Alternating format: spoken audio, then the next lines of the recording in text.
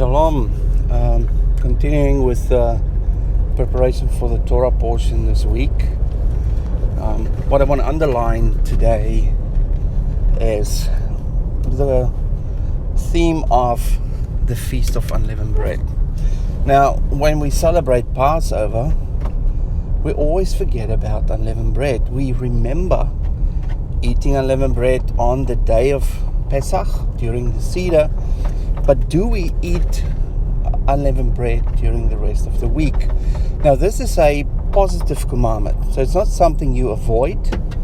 So to eat unleavened bread means to eat unleavened bread every day for 7 days. And that coincides with the end of last week's Torah portion, Tav, during the consecration of the priesthood. They ate unleavened bread for 7 days.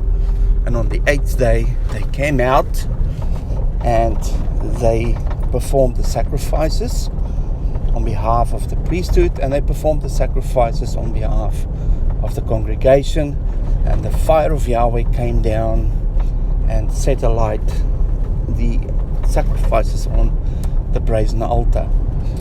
Last week's Torah portion Tav ended, no, it's actually not last week's, it's the 2 Torah portions back, the end of Exodus. The glory of Yahweh filled the tabernacle. So we get the same theme. We get the glory, Shekinah, and we get the fire, which is Ash. Now Ash, the meaning of Ash means fire, but it also means foundation.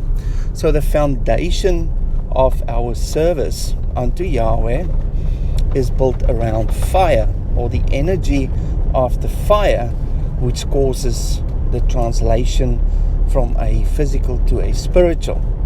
And that brings down the glory, or make us connect to the glory of Yahweh. Now I want to jump back onto the theme of Pesach, just because we are in the theme of unleavened bread, just to give us some other concept. Something I discovered this week is that the word Pesach is Pei Samech Chet.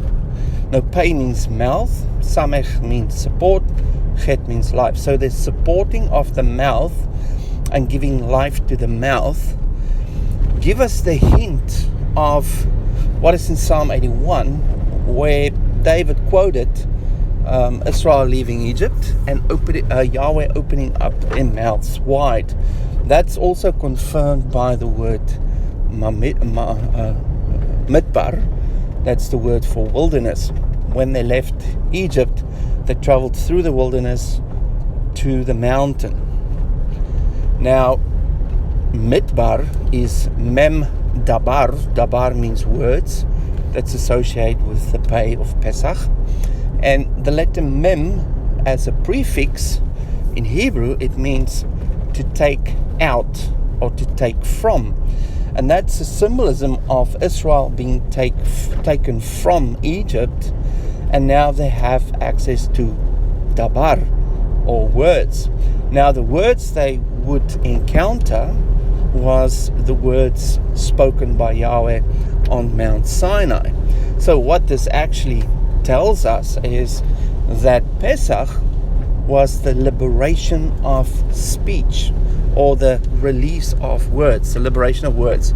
And what Egypt depicts was the bondage of speech, or restricting the people to speak. Now, when you can't speak, when you look at the creation, Yahweh created animals, which is Chai, and then He created man. Now, the difference between humans and animals, one of the major things is that humans speak, animals don't speak. So that differentiates us and also give us the concept of intelligence, because we've got the means to dabar, to speak, to be released.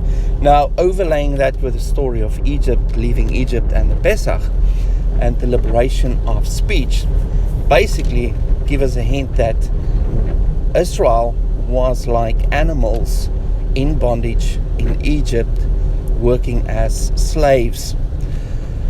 And the slaves, being set free, now have been given a voice. which is the letter Pei, the mouth of Pesach. They also now have the support to speak. What is our support to speak? The helper, the Spirit of Yahweh. It says, don't worry about what you will say.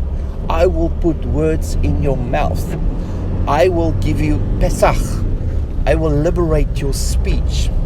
And what will come out of the mouth after the liberation support are words of life, Chai. And that will give life to whatever Yahweh wants to give life. Now, the Pesach concept is also found in the creation story where Yahweh spoke. He Pesach, he used his mouth, and through the supporting words, he spoke life, or everything into existence, including life, including all supporting structures, which are the foundation of the earth, the waters, the ground, and everything that pertains to life. Everything we need for life is depicted by the Samech, and all living things, plants, animals, humans, is depicted by the Chai that's spoken through the Pei. And that's the first Pesach, is the creation or the speaking of life, the liberation of words, which comes from the mind of Yahweh, the most intelligent being that exists. And we have given the same ability. When we leave Egypt, we are given the ability to speak, the support to speak through the Spirit. And now we have the ability to speak life. And this Pesach, or this season of Pesach, I want to encourage you to use your words to speak life. Speak life over situations. Speak life over family members who are not yet part of the kingdom. Speak life over your work situation, your issues, your body, whatever problems you have. Just speak life, and Yahweh will release the miracles through this miracle of Pesach. The other thing I want to connect to this quickly is the head is the mind, which is unseen. The thoughts are unseen, spiritual. The body is what give us the actions, and the neck connects the two. So the body is in the physical, the mind is in the spiritual, or the head, and the neck represents the throat area where the voice is located.